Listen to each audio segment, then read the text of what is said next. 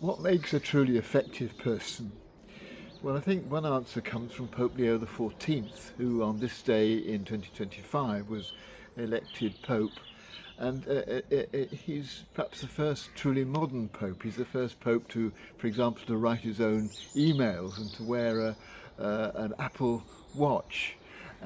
But he's also somebody who's wanting to re-establish the traditional values of Christianity, and he's made perhaps the theme of his papacy the need for reconciliation within the Catholic Church, between countries in the world, between the rich and the poor. And in his opening address, shortly after being elected, he emphasised the fact that the background to all that is the fact that each person is made by God, loved by God, and treasured by God. One wonders how he came to be elected, because he wasn't on anybody's list of favourites. There must have been something about him that appealed to his fellow cardinals, and it may be that he was a very ordinary person. He enjoyed ordinary things. He supports the Chicago Bears. He plays tennis, according to him, not very well. He enjoys using the Wordle app. He goes regularly to the gym 2 or 3 times a week, or did. I don't know whether he can now.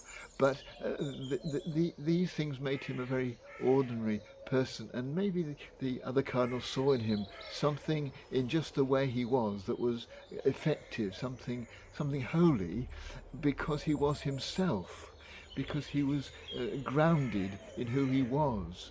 One of the interesting anecdotes about him is that when he was elected Pope on this day, his trainer at the gym was completely amazed because he had no idea who he had been training.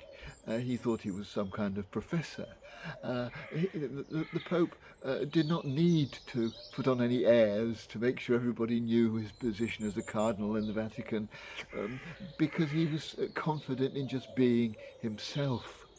And it's clear for him that confidence comes from the knowledge that he's loved by God and treasured by God, as he says, everybody is. And indeed, for those of us who are Christians, that is the ground of our confidence in ourselves, that we're loved.